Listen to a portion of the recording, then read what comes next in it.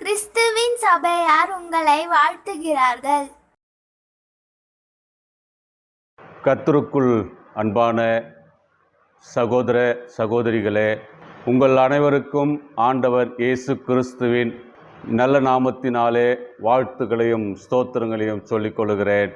அனகாபுத்தூர் பகுதியிலே கூடி வரக்கூடிய கிறிஸ்துவின் சபையார் உங்களுக்கு வாழ்த்துதலை தெரிவித்துக் கொள்கிறார்கள். எனக்கு அன்பான சகோதரனே சகோதரியே, இந்த நாளிலும் கர்த்தருடைய வார்த்தையை உங்களோடு பகிர்ந்து கொள்ளலாம் என்று ஆசையாயிருக்கிறேன்.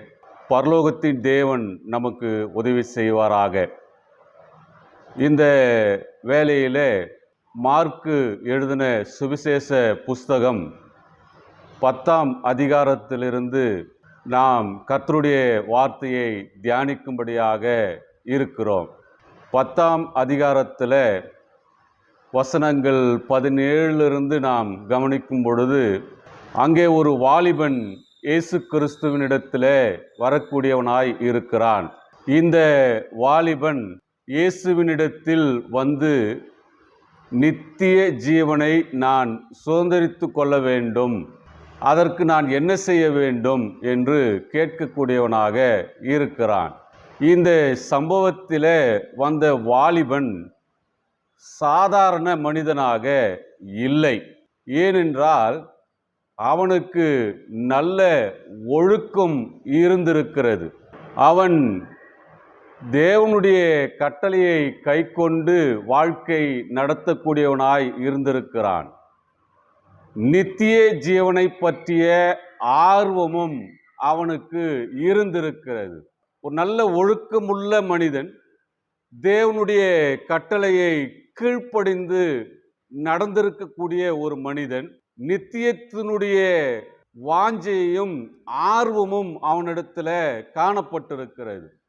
எப்படி நாம் இதை அறிய முடியும் என்று நாம் கவனிக்கும் பொழுது, மார்க் எழுதின சுவிசேஷ புஸ்தகத்தில் 10ஆம் அதிகாரம் 17வது வேதவசனத்தை நான் வாசிக்கிறேன்.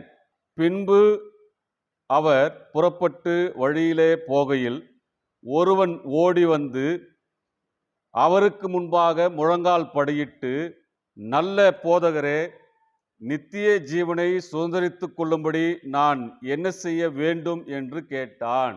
அவன் ஓடி வருகிறான், இயேசுவினிடத்தில் ஓடி வந்து, அப்போ அவனுக்கு வாஞ்சை இருக்கிறது, முழங்கால் படியிடுகிறான். அவன் தன்னை அங்கே தாழ்த்தக்கூடியவனாய் இருக்கிறான்.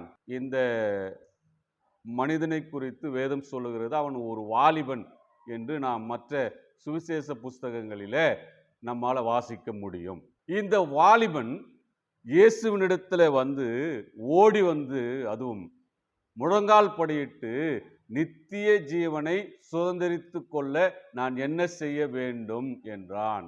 அவன் ஓடி வந்து கேட்கக்கூடிய வார்த்தை. ஆனால் இயேசு கிறிஸ்துவானவர் அவனுடைய வெளிப்புற நீதியை பார்க்கவில்லை. இந்த இடத்துல அவனுடைய வெளிப்புறத்தில் தன்னை தாழ்த்தக்கூடியவனாகவும் ஒழுக்கமுள்ள மனிதனாகவும் தேவனுடைய கட்டளையை கை கொண்டு வாழ்ந்தவனாகவும் நித்திய ஜீவனை பற்றினதான ஆர்வத்தையும் இவனுடைய வெளிப்புற தோற்றத்தை இயேசுவானவர் அங்கே பார்க்கவில்லை. இருதயத்தில் மறைந்திருக்கக்கூடிய ஒரு குறைவை அங்கே பார்த்திருக்கிறார். எப்படி? அதுதான் நாம் இன்னைக்கு தலைப்பாக தியானிக்க போகிறோம். மார்க் எழுதின சுவிசேஷ புஸ்தகம் 10ஆம் அதிகாரம் 21வது வேதவசனத்தில் நாம் வாசிக்கும் பொழுது, இயேசு அவனை பார்த்து அவனிடத்தில் அன்பு கூர்ந்து, உன்னிடத்தில் ஒரு குறைவு உண்டு, நீ போய் உனக்கு உண்டானவைகளையெல்லாம் விற்று தரித்திரருக்கு கொடு, அப்பொழுது பரலோகத்தில் உனக்கு பொக்கிஷம் உண்டாயிருக்கும், பின்பு சிலுவையை எடுத்துக்கொண்டு என்னை பின்பற்றி வா என்றார். உன்னிடத்தில் ஒரு குறைவு உண்டு. அந்த வாலிபன் சொல்லக்கூடியது என்ன? நான் நித்திய ஜீவனை சுதந்தரித்து கொள்ள வேண்டும். இயேசுவினிடத்தில் வந்து கேட்கக்கூடியவனாய் இருந்தார்.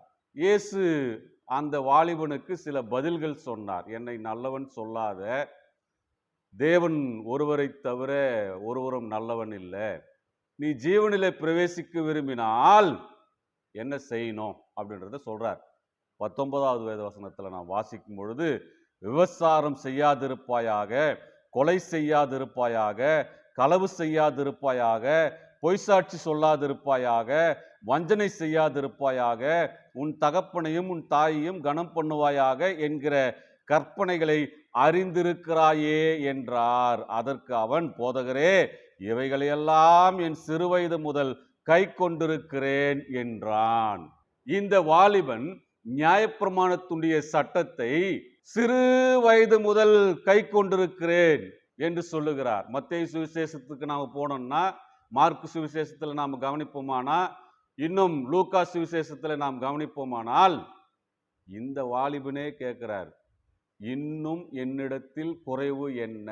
மத்தேயுல நாம் வாசித்தா, இன்னும் என்னிடத்தில் குறைவு என்ன? 19ஆம் அதிகாரத்துல நீங்க வாசித்து பாருங்க. இவர் தான் கேட்கிறார், நான் இதை என் சிறுவயது முதற்கொண்டு கை கொண்டு வருகிறேன், இன்னும் என்னிடத்தில் குறைவு என்ன? இயேசு சொல்றாரு, உன்னிடத்தில் ஒரு குறைவு உண்டு. நித்திய ஜீவனை சுதந்திரித்துக் கொள்ள உன்னிடத்தில் ஒரு குறைவு உண்டு. இயேசு கிறிஸ்து இந்த இடத்துல இவனுடைய வெளிப்புற நீதியை பார்க்கவில்லை, அவனுடைய இருதயத்துல மறைந்திருக்கக்கூடிய குறைவை அவனிடத்துல சுட்டி காட்டக்கூடியவராய் இருக்கிறார். இன்றைக்கு இருக்கிற நாம் கூட நம்முடைய குறைவை ஒருவர் சுட்டி காட்டும் போது அவரை எதிர்க்கக்கூடியவர்களாய் இருக்கிறோமே தவிர, அந்த குறைவை சரிதான் என்று சொல்லி அந்த குறைவு நாம் சரி பண்ணக்கூடியவர்களாய் இருக்கிறோமா? அவர் சொல்வது சரியே, நீங்க என்னிடத்தில் இருக்கிற ஒரு குறைவை சுட்டி காட்டுகிறீர்கள், தயவு செய்து நான் அதை சரிப்படுத்திக் கொள்ளுகிறேன் என்ற எண்ணம் இன்றைக்கு இருக்கிற நமக்கு இருக்கிறதா? சற்று யோசித்து பாருங்கள்.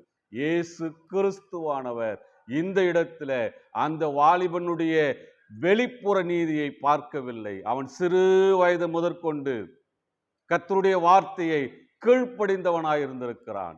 இந்த சம்பவத்தின் போது கூட இயேசுவினிடத்தில் ஓடி வந்து முழங்கால் படியிட்டு தன்னை அவருக்கு முன்பதாக தாழ்த்தக்கூடியவனாயிருக்கிறான். வெளிப்புற நீதியை ஒருபோதும் இயேசு கிறிஸ்து பார்க்கவில்லை. இந்த இடத்துல அவனுடைய இருதயத்தில் என்ன இருக்கிறது? உன்னிடத்துல ஒரு குறைவு உண்டு. ஒரு குறைவு ஒரு முழுமையான கிறிஸ்துவ வாழ்க்கையை பாதிக்கக்கூடியதாய் இருக்கும். உன்னுடைய ஒரு குறைவு முழுமையான கிறிஸ்துவத்தை வாழ்க்கையை பாதிக்கக்கூடியதாய் இருக்கும். அதனால தான் அவர் சொல்றாரு, உன்னிடத்துல ஒரு குறைவு உண்டு. இந்த ஒரு குறைவு நீ பரலோகத்துக்கு போறதுக்கு வாய்ப்பு இல்லை, நீ நித்திய ஜீவனை சுதந்திரித்துக் கொள்ள வாய்ப்பில்லை. ஏனென்றால் இந்த ஒரு குறைவு நம்முடைய முழு கிறிஸ்துவ வாழ்க்கையையும் பாதிக்கலாம். அதனால அதை சரிப்படுத்தி கொள் என்று சொல்றாரு அவர். இன்னைக்கு நம்மிடத்தில் இருக்கிற ஒரு குறைவு நமக்கு தெரியாது, மற்றவங்க கண்ணுக்கு தெரிஞ்சு சொல்லும்போது, அப்படியா பிரதர், அப்படியா சகோதரி, சரி இனிமே நான் அதை செய்ய மாட்டேன் என்று சொல்லி நாம் அவரை ஏற்றுக்கொள்ளக்கூடியவராய் இருக்கிறோமா? நம்முடைய குறைவை சுட்டி காட்டும் போது அந்த மனிதன் முதல் எதிரி நமக்கு அவனாதான் இருப்பான். யார் நம்முடைய குறைவை சுட்டி காட்டுகிறார்களோ, இது தவறு, இதை செய்யாத என்று சுட்டி காட்டுகிறார்களோ, நம்முடைய முதல் எதிரி யாரு? சுட்டி காட்டக்கூடிய மனிதன் தான். இயேசு கிறிஸ்து இந்த வாலிபனுடைய குறைவை சுட்டி காட்டினார். அவன் எப்படி சுட்டி காட்டினாரு? அவனிடத்தில் அன்பு கூர்ந்து, ஒரு குறைவு உண்டு, நீ ஜீவனிலே பிரவேசிக்க விரும்பினால் ஒரு குறைவு உண்டு, ஏனென்றால் உன்னுடைய முழு வாழ்க்கையையும் அது பாதிக்கும். வேதம் சொல்லுகிறது, கலாத்தியருக்கு எழுதின நிருபம் 5ஆம் அதிகாரம் 9வது வேத வசனத்தை நாம் வாசிக்கும் பொழுது, புளிப்புள்ள கொஞ்சம் மாவானது பிசைந்த மாவனைத்தையும் உப பண்ணும். கொஞ்சம் மாவு, புளித்த மாவு, கொஞ்சோண்டு புளித்த மாவு மொத்த மாவையும் நல்ல மாவையும் கெட்டு போட்டு.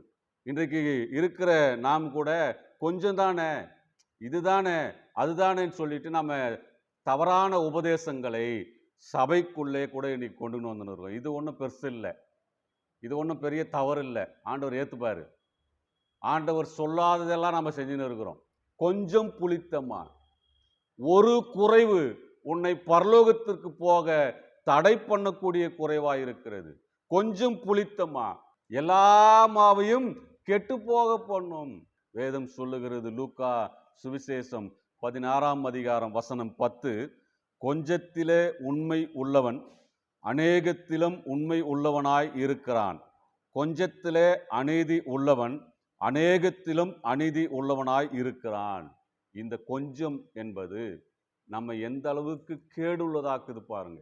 அதனால தான் இயேசு கிறிஸ்துவானவர், ஒரு குறைவு உண்டு, நீ எல்லாம் சிறு வயது முதற்கொண்டு கை கொண்டு வருகிறாய், ரைட், வெரி குட் அப்படின்னு பாராட்டல. இன்னும் என்னிடத்துல என்ன குறைவு, நான் நித்திய ஜீவனை சுதந்திரித்துக் கொள்ள, அப்படியாப்பா, வெரி குட் அப்படின்னு சொல்லல. உன்னிடத்துல ஒரு குறைவு உண்டு. இந்த கொஞ்சம் கூட பாருங்க, கொஞ்சத்தில் உண்மை உள்ளவன் அநேகத்திலும் உண்மை உள்ளவனாயிருப்பான். அப்ப அநேகத்தின் மேலே உனக்கான ஆசீர்வாதம் உண்டு. ஆனா அந்த கொஞ்சம் என்பதை நாம் கொஞ்சம் கவனித்து பார்க்க வேண்டியது அவசியமாயிருக்கிறது. நம்முடைய கிறிஸ்துவ வாழ்க்கையில இந்த ஒரு குறைவு, இந்த கொஞ்சம் நம்மை அதல பாதாளத்துல தள்ளிவிடும்.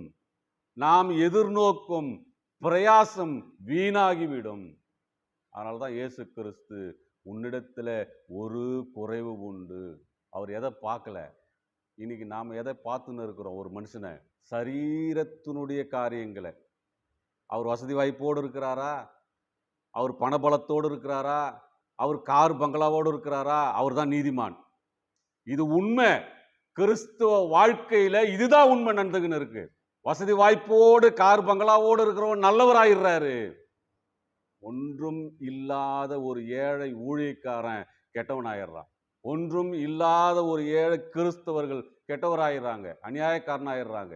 இன்றைக்கு கிறிஸ்துவ சமுதாயத்துல இதுதான் நடந்துன்னு இருக்கு. கொஞ்சம் என்ன செய்யும்? பரலோகத்தின் தேவன் எதை பார்க்கிறார்? இயேசு கிறிஸ்து இந்த வாலிபனிடத்துல எதை பார்க்கிறார்? அவனுடைய வெளிப்புற தோற்றத்தையும் வெளிப்புற நீதியையும் பார்க்கல. இருதயத்துல என்ன இருக்கு? அவங்கிட்ட எவ்வளவு பணம் இருக்குது, அவன் எவ்வளவு வசதி வாய்ப்போடு இருக்கிறான், அதை பார்த்து அவனுக்கு வசனத்தை சொல்லல இயேசு. அப்படியா? சிறு வயது முதற்கொண்டு செய்து வருகிறியா? ஒரு குறைவு இருக்கு உங்ககிட்ட. இயேசு கிறிஸ்துவானவர் எதை அங்கே பார்த்திருக்கிறார்? வேதம் சொல்லுகிறது, 1 சாமுவேல் 16ஆம் அதிகாரம் வசனம் 7 நாம் கவனிக்கும் பொழுது, கர்த்தர் சாமுவேலை நோக்கி, நீ இவனுடைய முகத்தையும் இவனுடைய சரீர வளர்ச்சியும் பார்க்க வேண்டாம், நான் இவனை புறக்கணித்தேன். மனுஷர் பார்க்கிறபடி நான் பாரேன். மனுஷர் முகத்தை பார்ப்பான், கர்த்தரோ இருதயத்தை பார்ப்பார். நான் சிறு வயது முதற்கொண்டு இவளை கை கொண்டு வருகிறேன், இன்னும் என்னிடத்தில் குறைவு என்ன? இயேசு கிறிஸ்து அவனுடைய சரீரத்தினுடைய நீதியை அங்கே பார்க்கவில்லை. இயேசு கிறிஸ்து அவனுடைய தோற்றத்தை பார்க்கவில்லை. இயேசு கிறிஸ்து அவனிடத்தில் எவ்வளவு இருக்கிறது என்பதை பார்க்கவில்லை. அவனுடைய குறைவை அங்கே பார்த்து சொல்லுகிறார். வேதம் சொல்லுகிறது, தேவன் நம்மை எப்படி பார்க்கிறாராம்? இன்னைக்கு மனுஷன் முகத்தை தான் பார்ப்பான். இவர் எவ்வளவு பெரியவர், இவர்கிட்ட எவ்வளவு வசதி வாய்ப்பு இருக்குது. தேவன் சொல்றாரு பாருங்க, நீ இவனுடைய முகத்தையும் இவனுடைய சரீர வளர்ச்சியும் பார்க்க வேண்டாம், நான் இவனை புறக்கணித்தேன். இன்றைக்கு இருக்கிற கிறிஸ்துவ சமுதாயத்துல ஒருவர் நல்லவர் என்றும் நீதிமான் என்றும் எதை வைத்து சொல்லுகிறார்கள், எதை வைத்து அங்க பேசுகிறாங்கன்னு சொன்னா, அவர்கிட்ட எவ்வளவு இருக்கு, எந்த வசதி வாய்ப்போடு இருக்கிறாரு, இதை வச்சுதான் நல்லவன் கெட்டவன் இன்னைக்கு தீர்மானிக்கப்படுகிறது. இதுதான் உண்மை. நீங்க என்ன வேணாலும் பேசுங்க. கிறிஸ்துவ சமுதாயத்துல இன்றைக்கு நடந்து கொண்டிருக்கிற செயல்பாடுகள், தேவன் எப்படி இருக்கிறாராம்? அவனுடைய சரீர வளர்ச்சியை பார்க்கல, அவனுடைய முகத்தை பார்க்கல. நான் புறக்கணித்தேன். இயேசு கிறிஸ்துவும் அந்த வாலிபன் பணக்காரன் என்று பார்க்கல. உன்னிடத்துல ஒரு குறைவு உண்டு. நீ பரலோகம் போக வேண்டுமானால், நித்தியத்தை சுதந்திரித்துக் கொள்ள வேண்டுமானால், உன்னிடத்துல ஒரு குறைவு உண்டு. தேவன் பார்க்கிறபடி நாம் இன்றைக்கு பார்க்கிறோமா? இயேசு கிறிஸ்து பார்க்கிறபடி நாம் பார்க்கிறோமா? வேதம் சொல்லுகிறபடி ஒரு மனிதனை பார்க்கிறோமா?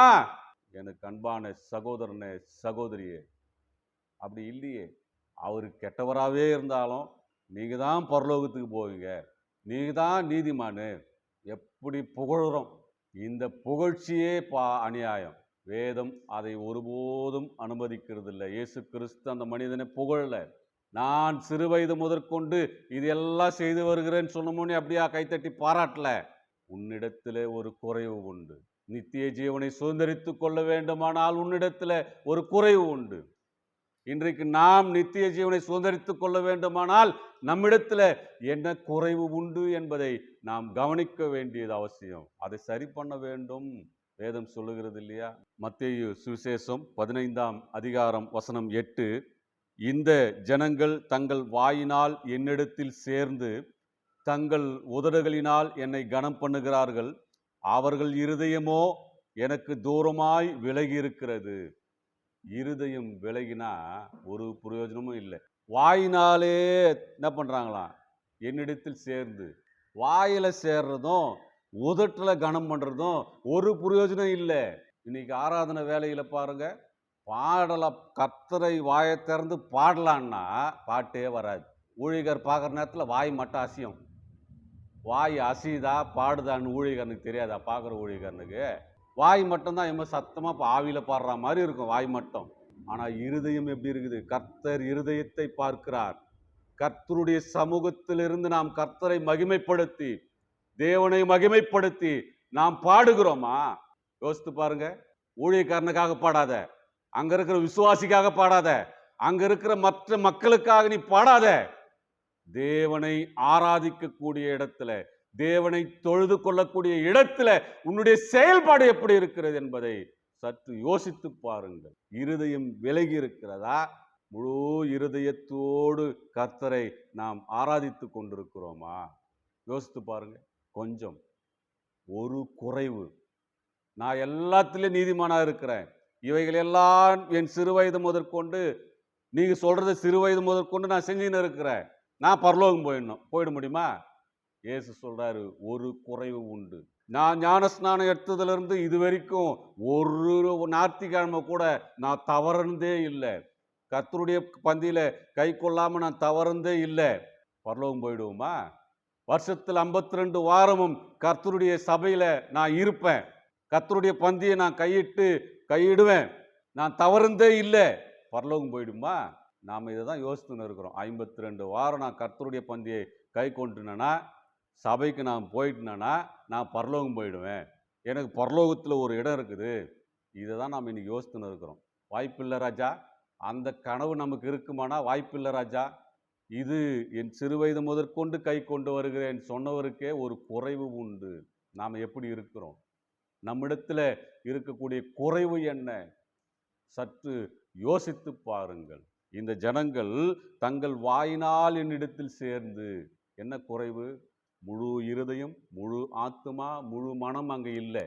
வாயில சேர்ந்து உதட்டுல கனம் பண்றாங்க, இருதயம் விலகி இருக்கிறது. ஒரு குறைவு இருக்குது அங்க. இந்த குறைவோடு நாம் தேவனை ஆராதிக்கும் போது கூட வாய்ப்பில்லை. மாற்றிக்கொள்ள வேண்டியது அவசியமாயிருக்கிறது. நம்மிடத்துல என்ன குறைவு இருக்கிறது? ஏனென்றால் வெளிப்படுத்தின விசேஷம் 2ஆம் அதிகாரம் வசனம் 23, அவர்களுடைய பிள்ளைகளையும் கொல்லவே கொல்லுவேன், அப்பொழுது நானே உள்ளந்திரியங்களையும் இருதயங்களையும் ஆராய்கிறவர் என்று எல்லா சபைகளும் அறிந்து கொள்ளும், அன்றியும் உங்களில் ஒவ்வொருவனுக்கும் உங்கள் கிரியைகளின்படியே பலனளிப்பேன். இவர் யாரா இருக்கிறாரு? இருதயங்களையும் உள்ளந்திரியங்களையும் ஆராயக்கூடிய தேவன். நீ உதட்டளவில் கனம் பண்ணிக்கின்னு, வாயால நீ கனம் பண்ணிக்கின்னு இருந்தா இருதயங்களை ஆராயக்கூடியவருக்கு தெரியாதா?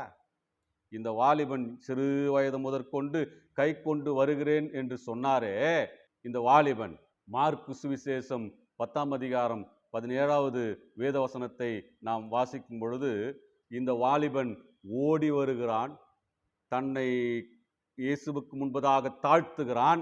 இவ்வளோ செஞ்சுட்டு உன்னிடத்துல ஒரு குறைவு உண்டுன்னு சொல்றாரு.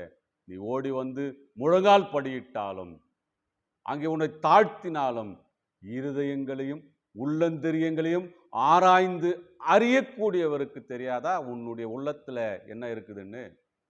உன்னுடைய இருதயத்துல என்ன இருக்குதுன்னு அவருக்கு தெரியாதா? அதுதான் அவர் சொல்றாரு, உன்னிடத்துல ஒரு குறைவு உண்டு. என்ன அவர் யாரா இருக்கிறாரு? உள்ளந்திரியங்களையும் இருதயங்களையும் ஆராயக்கூடியவர். சிறு வயது முதற்கொண்டு இவைகளெல்லாம் செய்து வருகிறேன். உடனே பாராட்டல. உன்னிடத்துல 21வது வசனத்துல இயேசு அவனை பார்த்து அவனிடத்தில் அன்பு கூர்ந்து, உன்னிடத்தில் ஒரு குறைவு உண்டு, நீ போய் உனக்கு உண்டானவைகளெல்லாம் விற்று தரித்திரருக்கு கொடு, அப்பொழுது பரலோகத்தில் உனக்கு பொக்கிஷம் உண்டாயிருக்கும். பரலோகத்திலே உன் பொக்கிஷம் உண்டாயிருக்கும். என்ன செய்யணும் இப்போ? ஒரு குறைவு உண்டு. அவனிடத்தில் அன்பு கூர்ந்து சொல்றாரு, ஒரு குறைவு உண்டு, நீ போய் உனக்கு உண்டானவைகளை எல்லாம் விற்று தரித்திரருக்கு கொடு. அவன் விட்டு கொடுக்க தயங்கும் ஒன்று என்ன? இங்க விட்டு கொடுக்க தயங்கக்கூடியது என்ன? அவனுக்கு உண்டானதையெல்லாம் விற்று தரித்திரருக்கு கொடுக்கணும். சிலுவையை எடுத்துக்கொண்டு என்னை பின்பற்றி வா, இப்போ உனக்கு பொக்கிஷம் உண்டாயிருக்கும். சிறு வயது முதற்கொண்டு இதெல்லாம் செய்து வருகிறேன் என்று சொல்லக்கூடியவருடைய செயல் எப்படி இருக்கு பாருங்க. 22வது வசனத்தில் அவன் மிகுந்த ஆஸ்தி உடையவனாய் இருந்தபடியினால் இந்த வார்த்தையை கேட்ட மனமடிந்து துக்கத்தோடு போய்விட்டான்.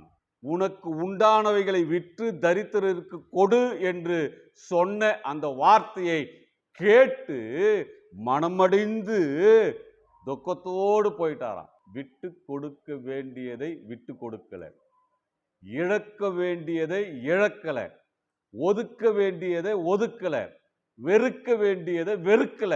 நித்திய ஜீவன் மேல மட்டும் ஆசை. எப்படி கிடைக்கும்? எனக்கு நித்திய ஜீவனை பெற்றுக்கொள்ள ஆசை. இழக்க வேண்டியதை இழக்க மாட்டேன், வெறுக்க வேண்டியதை நான் வெறுக்க மாட்டேன், பற்றி கொள்ள வேண்டியதை நான் பற்றி கொள்ள மாட்டேன். நித்திய ஜீவனை எப்படி சொந்தரிக்க முடியும்? அந்த வாலிபனுக்கு ஆசை இருந்ததா? நித்திய ஜீவனை எப்படி நான் சுதந்திரித்து கொள்ள வேண்டும்? நீ இதை செய். உன்னிடத்துல ஒரு குறைவு இருக்கிறது. அந்த குறைவை சுட்டி காட்டின போது துக்கம் அடைந்தவனாய் போய்விட்டான் துக்கத்தோட. இன்னைக்கு நாம் கூட எப்படி இருக்கிறோம்? நம்முடைய குறைவை சுட்டி காட்டும் போது நாம் எப்படி இருக்கிறோம்? இப்படிதான் இருக்கிறோம். இவர் என்னமோ நீதிமான் மாதிரி, இவர் கதையை நமக்கு தெரியாதா? இவர் பேசுறாரு, இவர் போயிடுவாரா பரலோகத்துக்கு? இதுதான் இன்னைக்கு நடக்குது. நம்முடைய குறைவு என்ன என்பதை நாம் உணரக்கூடியவர்களாக இருக்கிறோமா என்பதை நாம் சற்று சிந்தித்து பார்க்க வேண்டியது அவசியமாய் இருக்கிறது. அந்த வாலிபன் சொல்றாரு, அவன் மிகுந்த ஆஸ்தி உடையவனாய் இருந்தபடியினால் இந்த வார்த்தையை கேட்டு மனமடிந்து துக்கத்தோடே போய்விட்டான். ஏன்னா வேதம் சொல்லுகிறது, மத்தேயு எழுதின சுவிசேஷ புஸ்தகத்தில் 6ஆம் அதிகாரத்தை நாம் திருப்பிக் கொண்டு வசனம் 21 வாசிக்கும் பொழுது, உங்கள் பொக்கிஷம் எங்கே இருக்கிறதோ அங்கே உங்கள் இருதயம் இருக்கும். அவன் மிகுந்த ஆஸ்தி உடையவனாய் இருந்தபடியினால் இந்த வார்த்தையை கேட்டு துக்கம் அடைந்தவனாய் போய்விட்டான். மனமடிந்து. உங்கள் இருதயம் எங்கே இருக்கிறதோ, மெய்யாகவே இந்த மனிதனுடைய இருதயம் பரலோக சிந்தையோடு இருக்குமானால் இழக்க வேண்டியதை இழந்திருப்பான், வெறுக்க வேண்டியதை வெறுத்திருப்பான். ஆனால் அவனுக்கு அந்த விருப்பம் இல்லவே இல்லை. துக்கம் அடைந்தவனாய் போய்விட்டான். ஏன்னா அவர் சொல்ற வார்த்தைன்னா, இவைகளையெல்லாம் என் சிறு வயது முதற்கொண்டு கை கொண்டு வருகிறேன். கை கொள்ளக்கூடியவர் சொல்லக்கூடிய வார்த்தை என்னது? மத்தேயு சுவிசேஷத்துல 10ஆம் அதிகாரம் 20வது வேதவசனத்தில் அவர் சொல்றாரு, அதற்கு அவன், போதகரே, இவைகளை எல்லாம் என் சிறு வயது முதற்கொண்டு கை கொண்டு வருகிறேன். இன்னும் என்னிடத்துல என்ன குறை? என்ன இவைகள்? 19வது வசனத்தில் சொல்றது நியாயப்பிரமாணத்தினுடைய சட்டம். நியாயப்பிரமாணத்தினுடைய சட்டத்தை நான் சிறு வயது முதற்கொண்டு கை கொண்டிருக்கிறேன். இயேசு சொன்னார் இல்லையா, உனக்கு உள்ளதை விற்று தரித்திரருக்கு கொடு. இயேசுவானவர் இந்த வார்த்தையை போற போக்கில் சொல்லியிருப்பாரா? நிச்சயமா இல்லை. நியாயப்பிரமாணத்தினுடைய சட்டத்தை, இவைகளையெல்லாம் என் சிறு வயது முதற்கொண்டு நான் கை கொண்டிருக்கிறேன் சொல்லக்கூடிய ஒரு மனிதன் ஒரு வாலிபன் நியாயப்பிரமாணத்தில் இருக்கிறது எதை செய்யல? உபாகம புஸ்தகம் 15ஆம் அதிகாரம் வசனம் 7, 8, 9 வசனங்களில, உன் தேவனாகிய கர்த்தர் உனக்கு கொடுக்கும் தேசத்தின் எந்த வாசலிலும் உன் சகோதரரில் எளியவனான ஒருவன் இருந்தால், எளியவனாகிய உன் சகோதரனுக்கு உன் இருதயத்தை நீ கடினமாக்காமலும் உன் கையை மூடாமலும் அவனுக்கு உன் கையை தாராளமாய் திறந்து அவனுடைய அவசரத்தின் நிமித்தம் அவனுக்கு தேவையானதை கடன் கொடுப்பாயாக. விடுதலை வருஷமாகிய 7ஆம் வருஷம் கிட்டி இருக்கிறது என்று சொல்லி உன் இருதயத்திலே பொல்லாத நினைவு கொண்டு உன் ஏழை சகோதரனுக்கு கொடாமல் மறுத்து அவன் மேல் வன்கண் வைக்காதபடிக்கும் அவன் உன்னை குறித்து கர்த்தரை நோக்கி அபயம் விடாதபடிக்கும் எச்சரிக்கையாய் இரு. அப்படி செய்வானேயானால் அது உனக்கு பாவமாய் இருக்கும். இப்போ இந்த வாலிபன் செய்ய மறுத்தது என்ன? இயேசு சொல்றாரு, நீ பூரண சர்க்குணராய் இருக்க விரும்பினால் உன்னிடத்தில் ஒரு குறைவு உண்டு. குறைவு என்ன? இப்போ இந்த வாலிபனிடத்தில் இருக்கக்கூடிய குறைவு என்ன? உனக்கு உண்டானவைகளை விற்று தரித்திரருக்கு கொடு, அப்பொழுது பரலோகத்தில் பொக்கிஷம் உண்டாயிருக்கும். இப்போ இந்த வாலிபன் செஞ்ச வேலை என்ன? இந்த வார்த்தையை கேட்டு துக்கம் அடைந்தவனாய் போய்விட்டான். என்ன செய்யல? தன் சகோதரனுக்கு குறைச்சல் உண்டு என்று கண்டு அவனுக்கு இருதயத்தை அடைச்சிட்டான். உன் சகோதரனுக்கு குறைச்சல் உண்டு என்று கண்டு இருதயத்தை அடைச்சா பரலோக கதவு திறந்திருக்காது. அதான் இயேசு சொல்றார், உன்னிடத்துல ஒரு குறைவு உண்டு, உன்னிடத்துல ஒரு குறைவு உண்டு, அதை நீ சரிப்படுத்த வேண்டியது அவசியம். என்ன அதை சொல்லும் பொழுது அவன் துக்கத்தோடு போய்விட்டான். மார்க்கு சுவிசேஷம் 10ஆம் அதிகாரம் 22 நாம் வாசிக்கும் போது அவன் துக்கத்தோடு போய்விட்டான். உனக்கு உண்டானவைகளை விற்று தரித்திரருக்கு கொடு என்று சொல்லும் பொழுது கொடுக்க மனதில்லாமல், இழக்க மனதில்லாமல் அவன் போய்விட்டான், துக்கத்தோடே போய்விட்டான். உன்னிடத்தில் இருக்கிற சகோதரனுக்கு, உன்னிடத்தில் இருக்கிற எளியவனுக்கு உனக்கு உண்டானவைகளிலிருந்து கொடு. குறைச்சல் உண்டு என்று நீ கண்டா கொடு, பஞ்சப்பாட்டு பாடாத, இருக்குன்னா கொடு. இதை செய்யும் போது சகோதரனுக்கு, ஏழைக்கு இறங்க மறுத்த அந்த வாலிபனுக்கு இயேசு சொல்றார், உன்னிடத்தில் ஒரு குறைவு உண்டு என்று சொல்லும் பொழுது அந்த குறைவை சரிப்படுத்த மனதில்லாமல் அவன் போய்விட்டான். இன்றைக்கு நம்மை குறித்து என்ன? நாம் நம்முடைய குறைவுகளை சரி பண்ணும்போது மட்டுமே பரலோகத்தில் உனக்கும் எனக்கும் இடம் உண்டு. இந்த குறையோடு பரலோகத்தில் நாம் போவோம் என்று எண்ணம் இருக்குமானால் வாய்ப்பில்லை ராஜா. உன்னிடத்தில் என்ன குறைவு இருக்கிறது? நம்மிடத்தில் என்ன குறைவு இருக்கிறது? அந்த குறைவை சரி செய்வோம், பரலோகத்தினுடைய ஆசீர்வாதத்தை சுதந்திரித்துக் கொள்ளுவோம். தேவன் தாமே நம்மை ஆசீர்வதித்து வழிநடத்துவாராக. உங்கள் கவனத்திற்கு அடியே நன்றி சொல்லுகிறேன்.